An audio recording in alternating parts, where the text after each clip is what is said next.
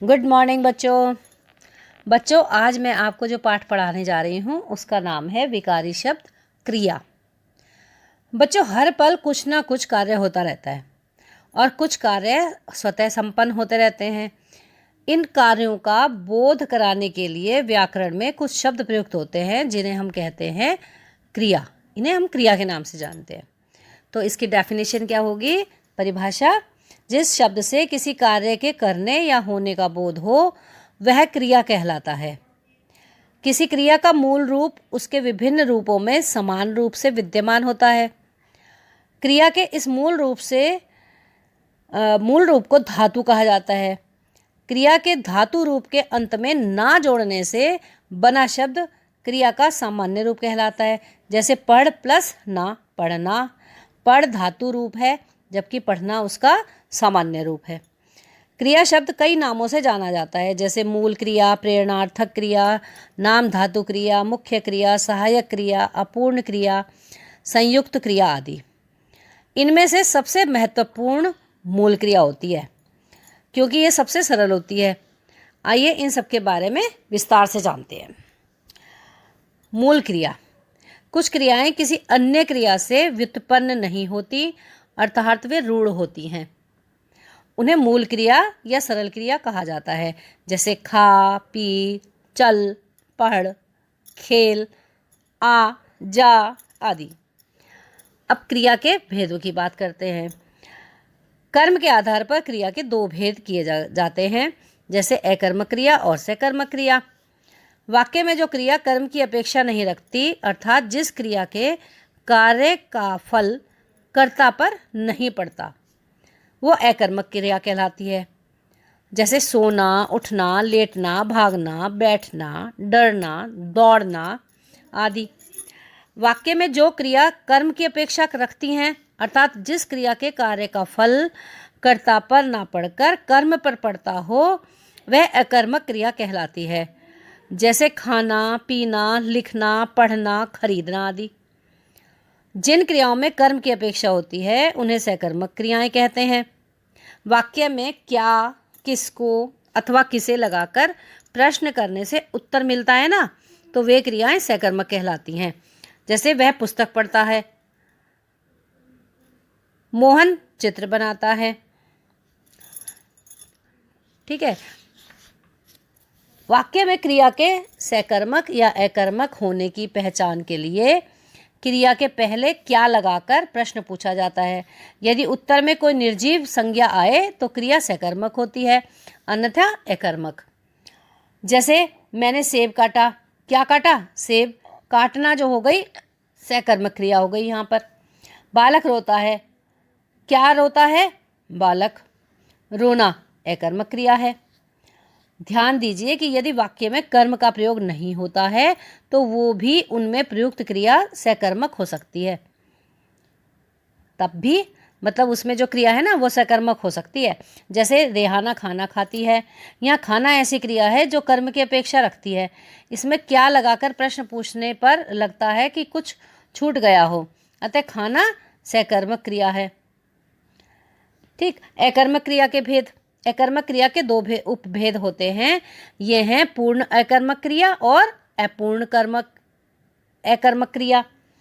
जब अकर्मक क्रिया अपना अर्थ व्यक्त करने में सक्षम हो, अर्थात उसे अपने साथ पूरक की आवश्यकता नहीं हो, तब वह पूर्ण अकर्मक क्रिया कहलाती है। जैसे गोपियाँ रो रही थी, ऊधो द्वार का लौटे। इन वाक्यों में क्रमशः रोना और लौटना क्रियाएं अपने आप में पूर्ण अर्थ दे रही हैं। जब क्रिया स्वयं स्वतंत्र अर्थ देने में सक्षम ना हो, अर्थात उसे कर्ता से संबंध रखने वाले पूरक शब्दों की सहायता लेनी पड़े, तब वह अपूर्ण अकर्मक क्रिया कहलाती है। जैसे वह डॉक्टर है, नौकर चोर निकला। इन वाक्यों में है और निकलना क्रियाओं को पूर्ण अर्थ देने के लिए क्रमशः कुछ शब्दों की सहायता लेनी पड़ रही है, अतः ये अपूर्ण अकर्मक क्रियाएं हैं। जैसे वह डॉक्टर है। अब कौन डॉक्टर है? मतलब है शब्द और निकलना शब्द के लिए हमें यहाँ पर दूसरे शब्दों का सहारा लेना पड़ रहा है। अब आती है सकर्मक क्रिया। सकर्मक क्रिया के भेद। सकर्मक क्रिया के दो भेद होते हैं, एक कर्मक क्रिया, द्विकर्मक क्रिया। अब एक कर्मक क्रिया क्या होती है? जो सकर्मक क्रियाएं केवल एक कर्म के साथ प्रयुक्त होती है, जैसे रोहन ने पत्र लिखा, महिमा गाना गाती है। अब ये यहाँ एक ही कर्म हो रहा है ना, क्रिया एक ही है। अब द्विकर्मक क्रियाएं, सकर्मक क्रियाओं के साथ जब दो कर्म प्रयुक्त होते हैं तो उन्हें द्विकर्मक क्रियाएं कहते हैं। जैसे माताजी ने भिखारी को रोटी दी, रोहन ने जतिन को पत्र दिया। ठीक है। अकर्मक क्रिया से सकर्मक क्रिया बनाना। अकर्मक क्रिया से जब हम प्रेरणार्थक क्रियाएं बनाई जाती हैं तब वे सकर्मक क्रियाएं हो जाती हैं। संरचना की दृष्टि से देखा जाए तो क्रिया के 4 भेद हैं: संयुक्त क्रिया, नाम धातु, प्रेरणार्थक क्रिया और पूर्वकालिक क्रिया। अब सबसे पहले आती है संयुक्त क्रिया। जब 2 या 2 से अधिक क्रिया शब्द मिलकर पूर्ण क्रिया का बोध कराते हैं तो वह संयुक्त क्रिया कहलाती है। जैसे वह पढ़ चुका, राम आ गया। इन वाक्यों में दूसरी क्रिया को रंजक क्रिया कहते हैं। कुछ रंजक क्रिया इस प्रकार हैं: आना, जाना, मारना, लेना, देना, उठना, बैठना आदि। फिर दूसरी है नाम धातु क्रिया। जो क्रियाएं संज्ञा, सर्वनाम, विशेषण आदि शब्दों से बनाई जाती हैं उन्हें नाम धातु कहते हैं। जैसे चक्कर, चकराना, गरम, गरमाना, साठ, सठियाना, बात, बतियाना, हाथ, हथियाना, झूठ, झुटलाना। ये हो गए इनके उदाहरण। अब सर्वनाम से नाम धातु, जैसे अपना, अपनाना। विशेषण से नाम धातु कैसे बनेंगे? हकला, हकलाना, मोटा, मुटियाना, लंगड़ा, लंगड़ाना। अब आती है प्रेरणार्थक क्रिया। जिन क्रियाओं से यह पता चले कि कर्ता स्वयं कार्य न करके किसी अन्य को कार्य करने के लिए प्रेरित करता है, उन्हें प्रेरणार्थक क्रिया कहते हैं। जैसे देखो बच्चों, क्रिया, प्रथम प्रेरणार्थक क्रिया और द्वितीय प्रेरणार्थक क्रिया कैसे बनेंगी? देखो, पढ़ना, पढ़ाना प्रथम प्रेरणार्थक क्रिया हो गई और पढ़वाना द्वितीय प्रेरणार्थक, यानी कि दूसरे व्यक्ति से हो रहा है ये काम। चलना, चलाना, चलवाना, जगना, जगाना, जगवाना, लड़ना, लड़ाना, लड़वाना। अब ऐसे ही प्रथम प्रेरणार्थक क्रिया में कर्ता कार्य में सम्मिलित होता है, जबकि द्वितीय प्रेरणार्थक क्रिया में कर्ता दूसरे को कार्य करने की प्रेरणा देता है।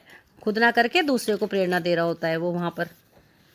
ठीक है। उसी प्रकार से अब चौथी आती है पूर्वकालिक क्रिया। वाक्य में कुछ क्रिया से पूर्व प्रयुक्त होने वाली जो क्रिया होती हैं वो पूर्वकालिक क्रिया कहलाती हैं। जैसे वह पढ़कर खेलने जाएगा, मोहन काम करके टीवी देखेगा। यानी कि एक क्रिया से पहले भी एक क्रिया हो रही है तो वो जो पहले हो रही है वो पूर्वकालिक क्रिया कहलाएगी। ठीक है। क्रिया पर लिंग और वचन का प्रभाव कैसे पड़ता है? देखो, कर्ता और कर्म के लिंग और वचन के कारण क्रिया अपना रूप बदल लेती है। यह बदलाव कई प्रकार से हो सकता है। देखो, चलो इनको समझते हैं कैसे होता है। परसर्ग रहित कर्ता क्रिया के लिंग और वचन कर्ता के अनुसार होते हैं। जैसे करीना गाना गाती है, सैफ गाना गाता है। मैं घूमने जाऊंगा, हम घूमने जाएंगे, है ना। तो परसर्ग रहित कर्ता जो है क्रिया के लिंग और वचन कर्ता के अनुसार बदल गए यहाँ पर। अब वाक्य में एक ही लिंग के अनेक कर्ता होने पर उनकी क्रिया समान लिंग में बहुवचन में होती है। जैसे राकेश, दिनेश और देवेश घूमने गए, रीना, मीना और टीना भी घूमने गई। वाक्य में कर्ता के रूप में एक से अधिक पुरुषवाचक सर्वनाम होने पर कर्ता का क्रम मध्यम पुरुष, अन्य पुरुष, उत्तम पुरुष होगा। साथ ही उनके लिंग और वचन अंतिम कर्ता के अनुसार होंगे। जैसे मैं और तुम जाएंगे, तुम, हम और मैं जाएंगे। कर्ता के साथ ने या से परसर्ग लगा हो तो कर्म परसर्ग रहित हो तो क्रिया के लिंग और वचन कर्म के अनुसार होते हैं। जैसे देखो, एग्जाम्पल देखिए बच्चों, रामू ने रोटी खाई, रामू से रोटी नहीं खाई जाती। रमा ने चावल पकाए, कनिका से केले नहीं खाए जाते। तो कर्ता के अनुसार जो है यहाँ पर लिंग और वचन बदल गए। यदि वाक्य में एक ही लिंग के कई कर्म हों तो क्रिया के लिंग और वचन अंतिम कर्म के अनुसार होंगे। जैसे सेठ जी ने बर्फी और रसगुल्ले मंगवाए। अगर बर्फी बाद में लगता तो मंगवाई हो जाता। कालू ने कोट और कमीज खरीदी। आशा है बच्चों अब आपको ये चैप्टर अच्छे से समझ में आ गया होगा। धन्यवाद।